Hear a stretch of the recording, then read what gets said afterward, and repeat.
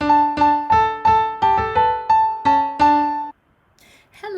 and welcome to Story Stop with Reading Rena. Today I'm going to be teaching you a finger play tickle rhyme called Here is the Beehive. Can you make your beehive like this? Excellent.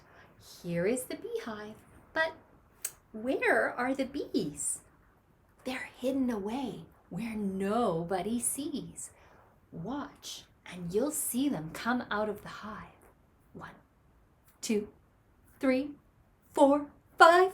Bzz, they're alive. Bzz, doop. Should we do that again? Here is the beehive. But where are the bees? They're hidden away where nobody sees.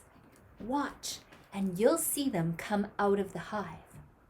1, 2, 3, 4, 5. Bzz, they're alive.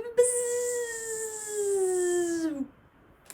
So that's a really great one to do with older kids or with babies because you can tickle baby when the bees come out of the hive.